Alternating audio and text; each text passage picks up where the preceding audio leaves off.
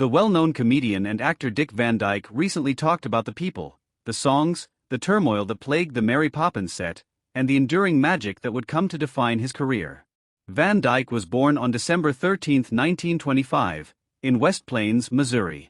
His narrative took a surprising turn when he discovered, at the age of 18, that his parents had misrepresented the year of his birth. He was forever changed by this realization. He spent the majority of his early years in Danville, Illinois, after the family relocated there. Surprisingly, the little hamlet turned into a center for Danville High School's future brilliance.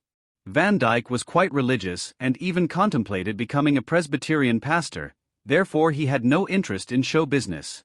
He was a deacon at his church and a Sunday school teacher, but when he joined the high school theatrical club, everything changed. With this choice, he embarked on an unexpected journey that would bring him a lifetime of performing for audiences. Van Dyke felt compelled to serve during World War II and dropped out of high school to enlist in the U.S. Army Air Forces. Nevertheless, he was consistently turned down for being underweight despite being 6 feet 1 inch and weighing only 135 pounds. After being accepted, his military career took a surprising turn. After receiving training as a radio announcer, he barely avoided being assigned to a position with one of the highest death rates, tail gunner. Instead, at a talent review, Van Dyke sang and danced to demonstrate his talent for entertaining. As a result, he was recruited into the Special Services, where he entertained troops rather than participating in war, which helped him hone his acting abilities. Van Dyke's entertainment career started to take shape after the war.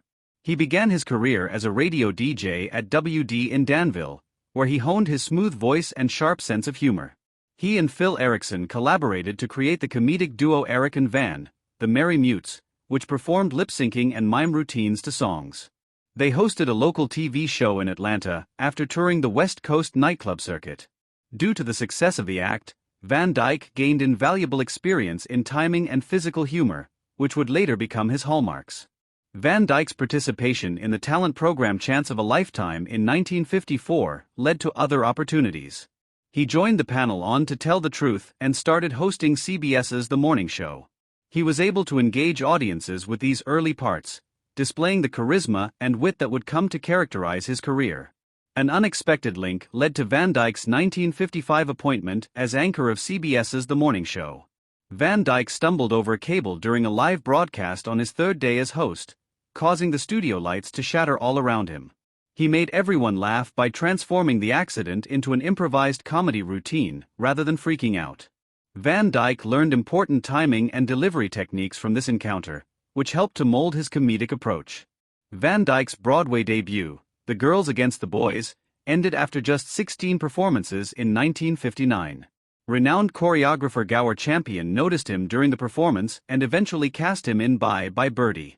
This part turned into a game-changer, propelling Van Dyke into the public eye and laying the groundwork for his subsequent achievements. After singing his audition, Van Dyke tried out for a small role in the show Bye Bye Birdie. Gower Champion, a choreographer, was immediately drawn to his innate charisma and enthusiasm and offered him the starring role of Albert Peterson.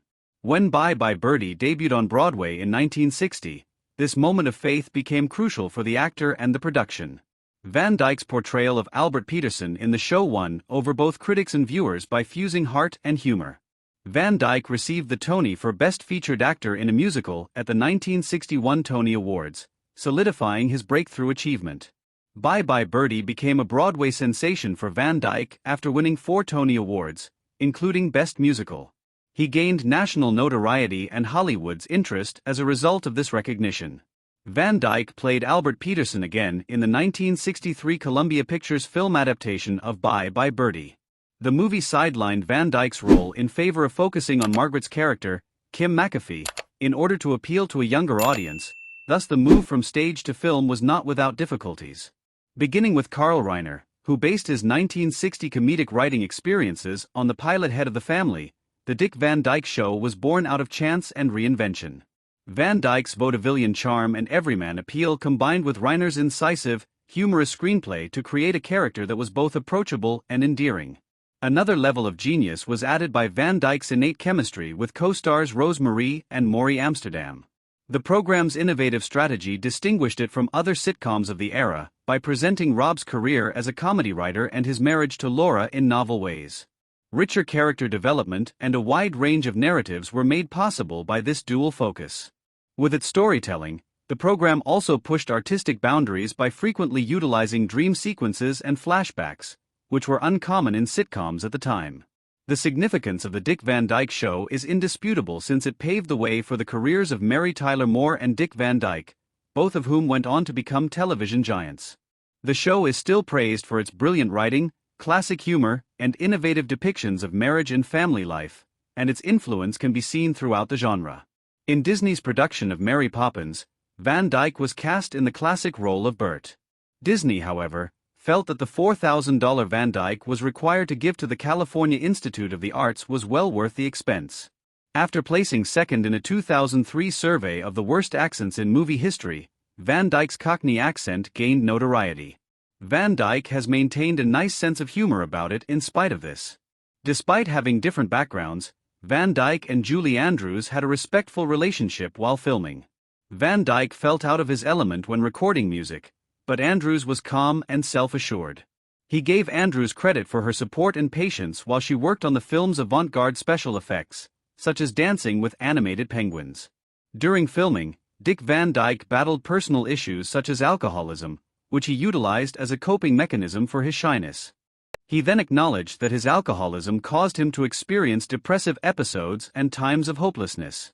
His professionalism on set never wavered in spite of these internal conflicts, and his vigor, charisma, and flawless performance of difficult dance sequences concealed the internal suffering he was experiencing at the age of 98. In 2024, Van Dyke tied the record for the oldest primetime Emmy winner with Dick Van Dyke, 98 Years of Magic, and he became the oldest performer to win a daytime Emmy for his guest appearance on Days of Our Lives. These accomplishments demonstrate not only his timeless skill but also his exceptional capacity for adaptation and relevance. Van Dyke is nonetheless appreciative and modest when he considers his remarkable career.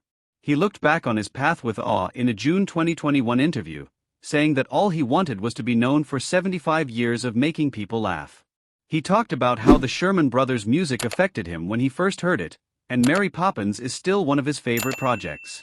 In a rare moment of introspection, Van Dyke said in a December 2023 interview that he was lethargic and that his love of performance was driven more by delight than by ambition.